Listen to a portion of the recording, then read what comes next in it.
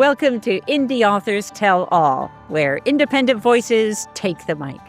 This podcast is for those engaged in or interested in independent publishing, from writing to marketing and everything in between. We're here to shine a light on real-world challenges and successes in independent publishing, straight from the people making it happen. Every other week, we chat with Bay Area Independent Publishers Association members and industry professionals who are shaping the future of publishing and redefining what it means to go indie. I'm Becky Parker Geist. I'm Judy M. Baker. And I'm Mike Van Horn. Real stories, real challenges, real inspiration. Now, let's dive into what it takes to write, publish, and market your book, one story at a time.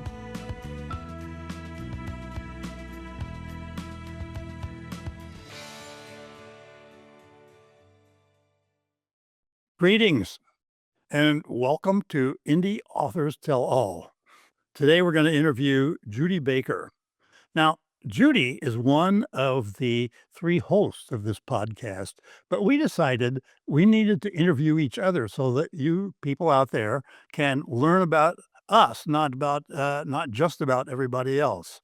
So I'm going to start off asking Judy some questions. She's going to answer them just like she was a regular interviewee. So Judy, first tell me, you are an author and you also provide services to to authors and writers. Which one would you like to talk about first? Oh, okay. Well, why don't we start off with the fact that I do provide services to writers. In fact, what's really funny is when I first joined BEPA, I came to a conference. It was about 2 days after I heard that BEPA even existed. And I walked in with my client and I looked around the room and I went, oh, these are my people. But I came with the intention, not as a writer, I came with the intention that I would be a service provider, that I would help them with their branding, with their marketing, helping them really embrace who they are and make it easier for them to show up without feeling like they were putting on somebody else's clothes.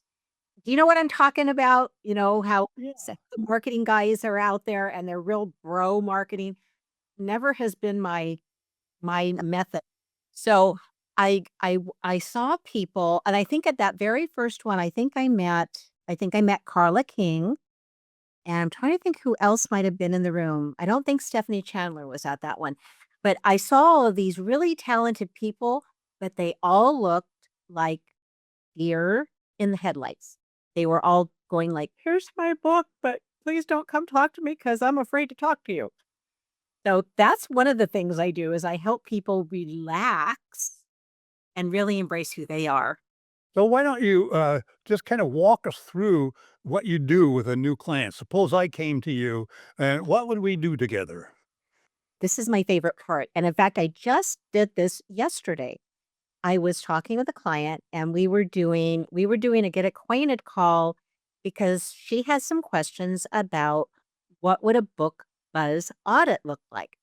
And so I gave her a feel for the kinds of things that I ask. Most importantly, I want to know what you know to start with. So we have a baseline. So I'm going to find out, where are you currently showing up? Are you showing up online? Are you showing up in person? Is there a blend?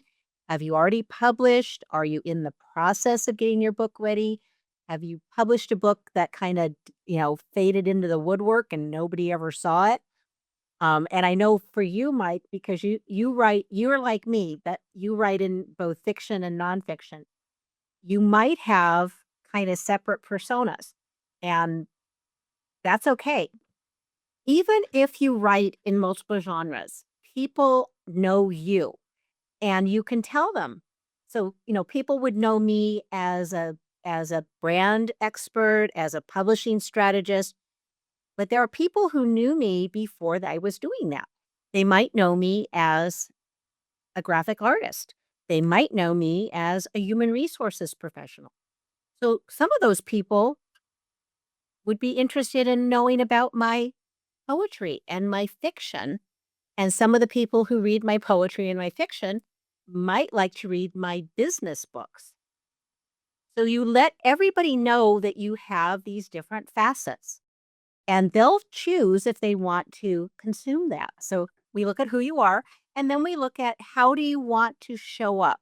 What's important to you? And then I will help you figure out the most strategic actions to take and what not to do. What not to do seems like a really crucial one. So I have a question for you. Yeah. You focus on nonfiction rather than fiction books. And so why did you choose that? Well, mostly because I write more nonfiction than fiction, and because I'm looking at nonfiction as really integrated into your business model. My experience was with coaches, entrepreneurs, small businesses, and your book can promote your business and your business can promote your book. So that's why I focused on that.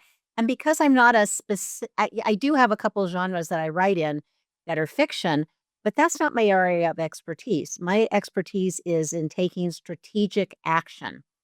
So that's why I'm in the nonfiction realm. Yeah, I can identify with that because, I have fiction, which is just me being an author and trying to sell books, and I have nonfiction, which is the basis of my consulting work. So, the consulting feeds off the business writing. Right. And you know what's I think interesting too, because that's how Mike and I first met.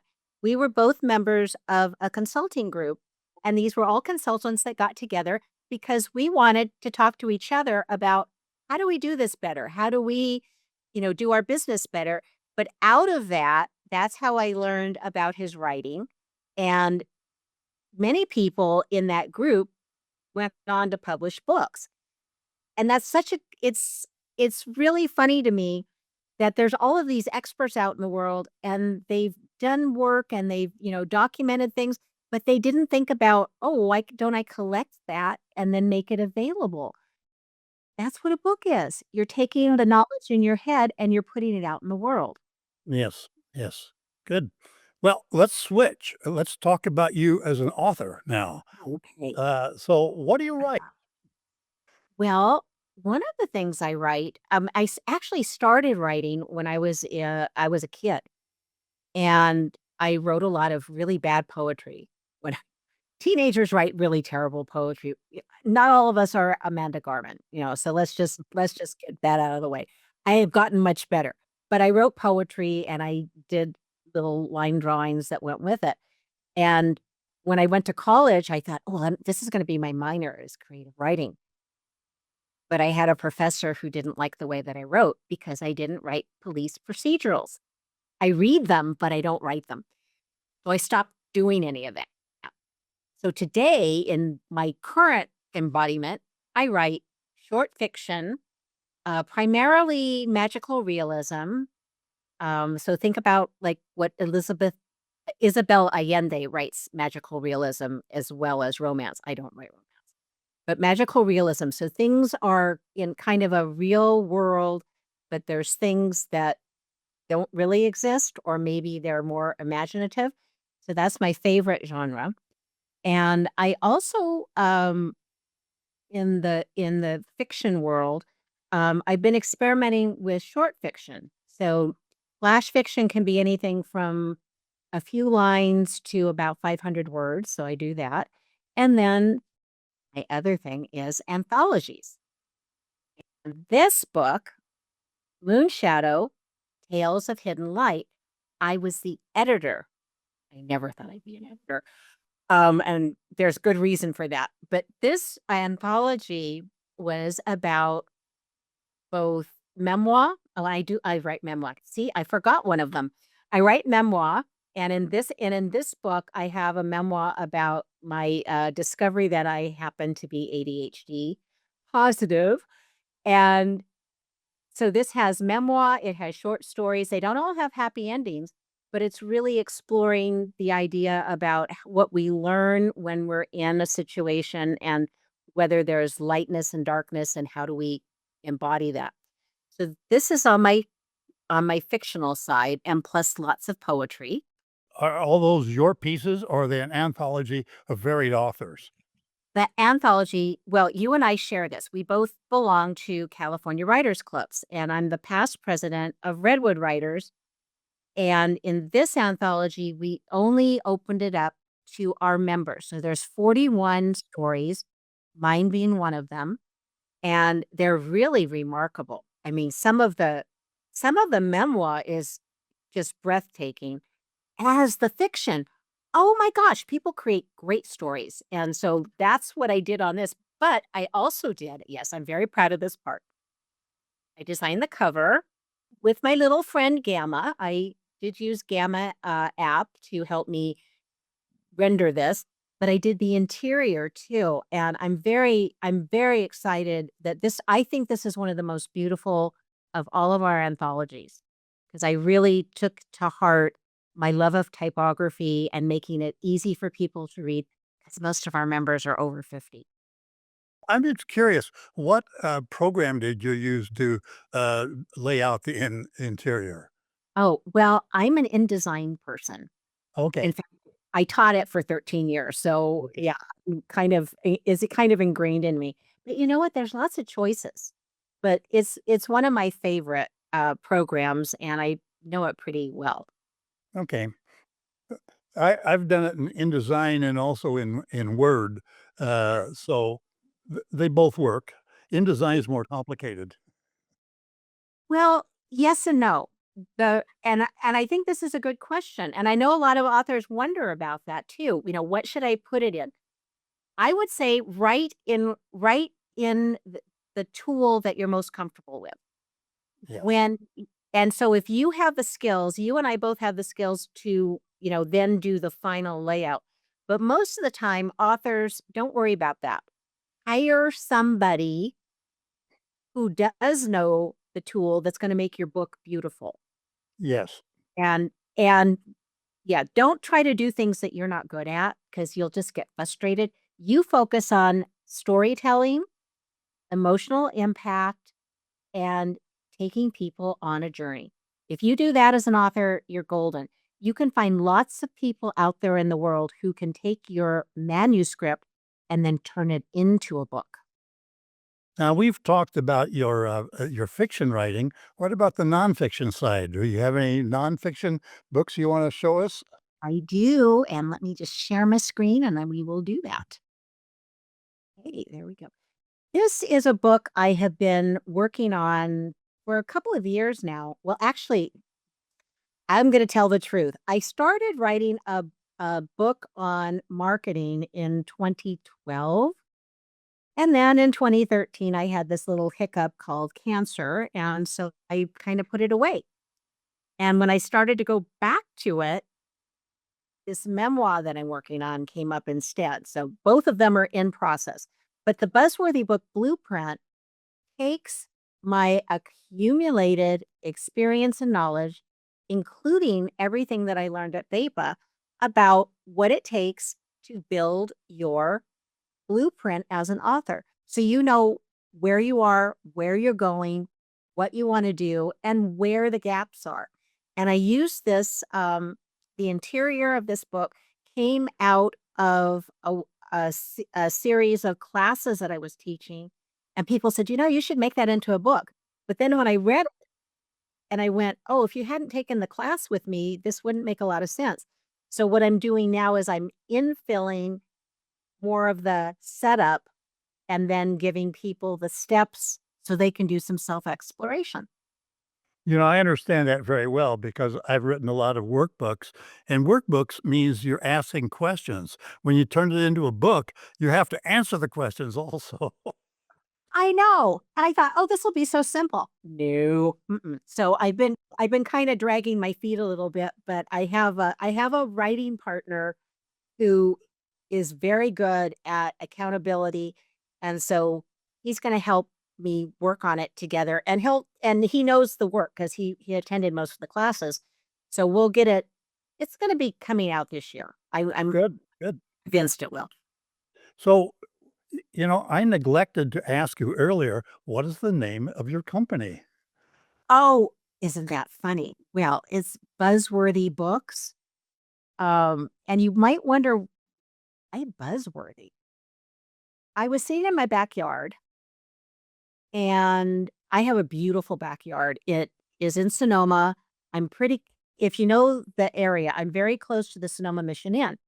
And right past our property line, there is a creek running. So our property has fruit trees and we've got lots of plants. My husband loves to garden. And so when it's a nice day, not like today because it's cold, when it's a nice sunny day, I'll sit outside and have lunch.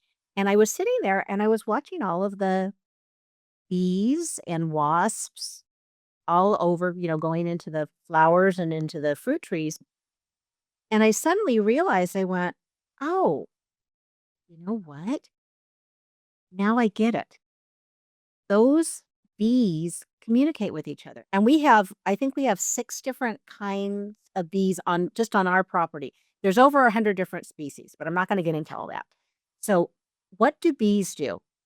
They have a job. They work together. Everybody has a particular area that they're responsible for. But most importantly, bees do a little dance. They communicate by moving. And so if I'm a bee and I'm out there in the wild and say, this is the flower that I love to eat and it has the right kind of pollen, and I find one of these, I'm going to gather pollen. I'm going to go back to the hive and I'm going to tell all of my other bee friends where they can get some of that too. And that's what we want as authors. We want people to spread the word and let people know about our books. And I thought, well, a hive is a very efficient model. And if we adopt that same mindset that there is a queen bee, which would be me in this case, and everybody serves that queen bee, but they all do it a little differently, well, that's perfect for book marketing. Because if you have people talking about your book and you tell them where they can get it and you can tell them how it's going to make their life better and people are sharing it and so they're pollinating about your book, that's just marvelous. My whole idea was to switch up the visual that people would understand about storytelling the same way that bees do it. Fascinating, very interesting. I think about buzz. Of course, you want to get the buzz out there for your work, but you gave a lot more detail on that. I thought that was very interesting. As an author, you know that writing a book is not easy, and that publishing and promoting it can be even harder. Wish you had fellow authors and professionals you could learn from, who would give you encouragement and guidance to get through the tough spots? That's what we offer at the Bay Area Independent Publishers Association, or BAPA. We're a volunteer-run educational community dedicated to elevating the art and the business of independent publishing. Not in the San Francisco Bay Area? No worries. We have members from all over, and we meet monthly on Zoom. For just $10 a month, you get full membership benefits. Whether you're writing your next novel or children's book, launching a nonfiction book, building your author brand, or working with indie authors, BAPA gives you the tools and the network to publish smarter, grow faster, and thrive independently. Visit BAPA.org. That's BAIPA.org and join us today. Become part of a community that understands all the challenges of indie publishing and helps you get through them. So, what's been your greatest challenge as you've moved forward as a an advisor and an author? Oh, I would say focus. Um, I mentioned earlier that I have an attention deficit hyper focus disorder, and it actually is a superpower, but it's also a challenge because I'm interested in lots of things and I see connections where other people don't see them right away. They're there, but not everybody can see them. And I have I don't have a lack of ideas. I have more difficulty constraining my ideas. So why I'm good as a marketing strategist is when you come to me and you tell me about your book, I'm going to think and see things that you wouldn't see yourself. And so I can share that with you. But when I'm trying to, contain myself, give myself some constraints, I have more trouble with that than anything else. But I'm getting better at it. I'm getting training and I'm learning how to, oh, this is one of my secret weapons. Index cards.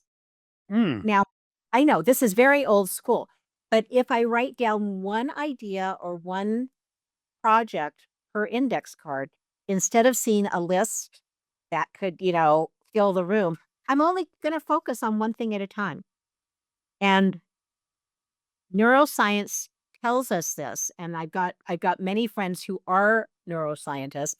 If I only look at one thing and I put all my attention there, even if it's for 20 minutes versus trying to do three things in that 20 minutes, I'm going to get more accomplished in a shorter amount of time. And if I do it consistently.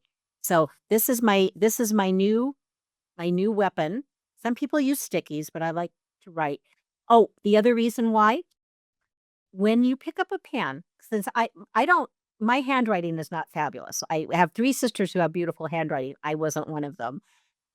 When you use your pen on paper, you get a Yeah. neuromuscular connection. You know this too. And you're more likely to retain the information and take action on whatever it is you set down as a goal than when you keyboard it. There's a slight disconnect. When I get stuck on the computer, I'll just go sit in the recliner, put my feet up, get my little journal, and scribble in it. I say, I just want a couple of words, and I'll end up writing 6 pages by hand. Yep. Absolutely. I mean, everyone who told me this, I kept balking at it at first. But you know what I do also? So we're talking right now, we're having a conversation. When I'm doing a draft of an article, a speech, whatever it is, I usually use my voice, get the ideas out, because if I don't have my little fingers going, then it's coming out. Then I can edit because that's a different part of the brain structure and it works better for me because if I have my keys on the keyboard, I will edit. I can't help myself. So I've learned these tricks along the way, and I really think it's helpful to know that's how I work best. Now, some people because they don't type very fast, but I type close to 100 words a minute.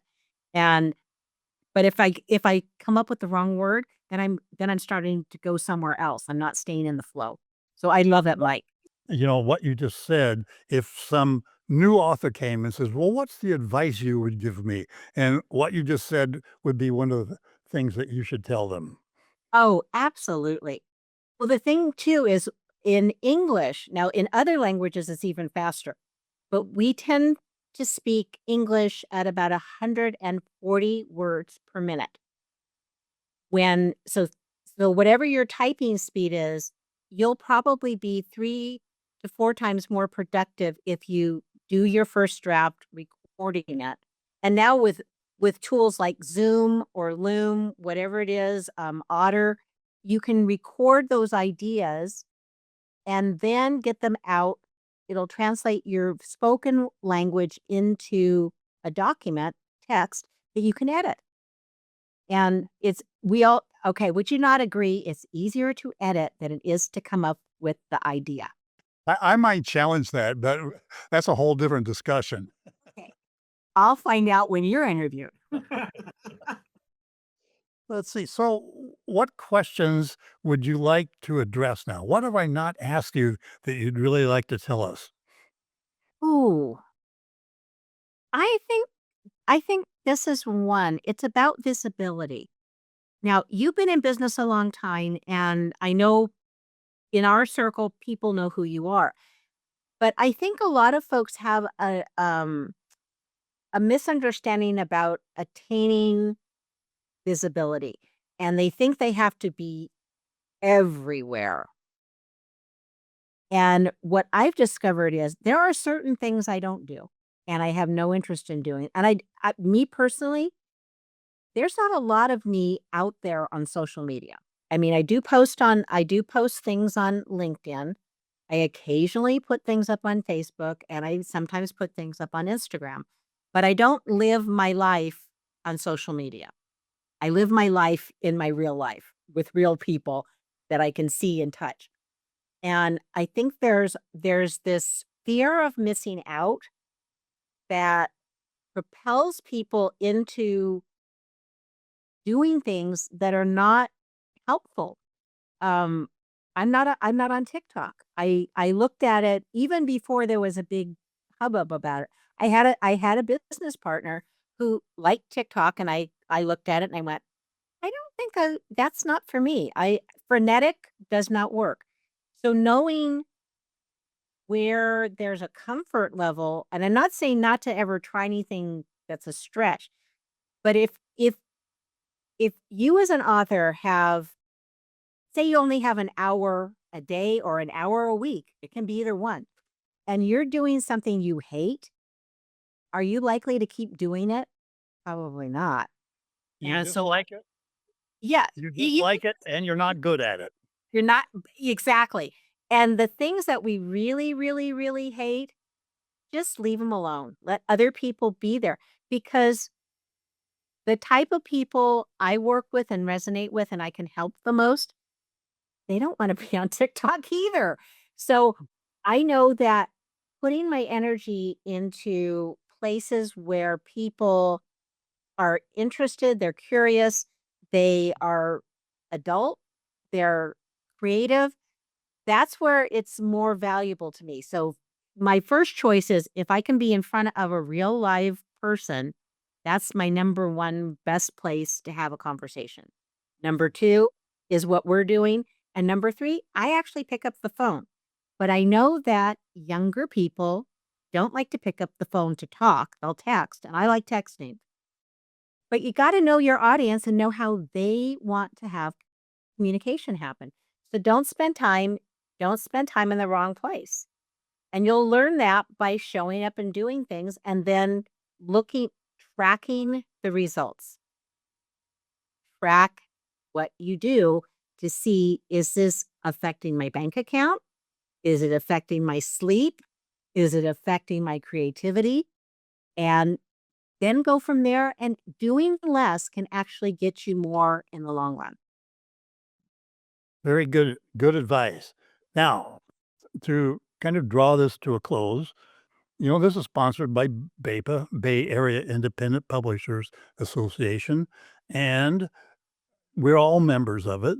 So I just Right. want to ask you, what value do you get from BAPA? Well, when I think about everything that I have gotten from BAPA and everything I've given to BAPA, it's kind of a two-way street. I joined BAPA, yeah, I think it was 2011. And as I said, I was there on behalf of my client, but I stayed because I met such interesting people. I met people from all walks of life, all different ages, talents, people who were doing courageous things, people who are funny. Um, and I found a home, I found a community. That's why I stayed. What I gave to the organization, I joined, and within 3 months, I was the president of APA. Holy cow. Yeah, not that was not on my action plan, but there was a crisis. Suddenly, all the people who had been on the board left, and everybody who, I was brand new. I had been on the board for I think about 2 or 3 months, and I was the only one who had experience to stand up in front of a room. But I gave it some parameters. I gave it some boundaries, and I said, I'm going to do this for 2 years, and then I want to be sure that we don't have the same thing happen. I don't want to be the president who suddenly implodes one day and leaves you all in the lurch.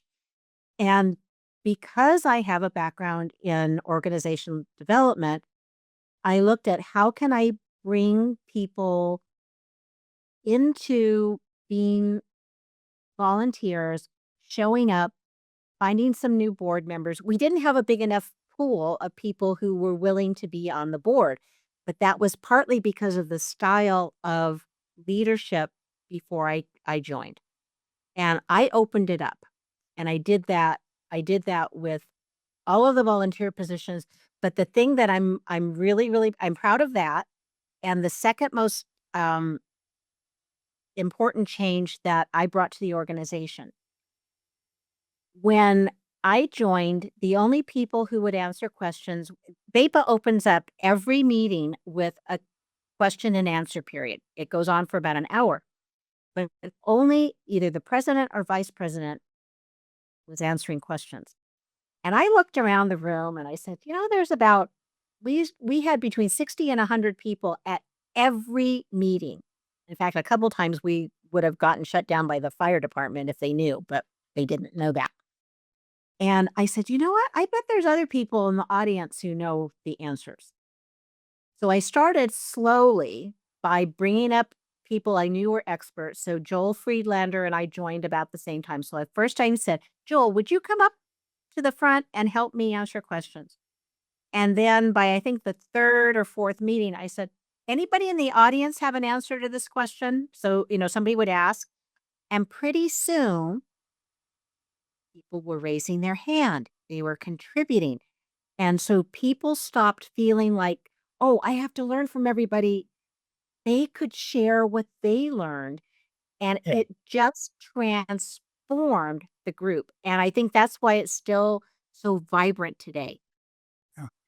That is excellent response. And, to all of our viewers and listeners, I want to say that this is why you should be interested in BEPA.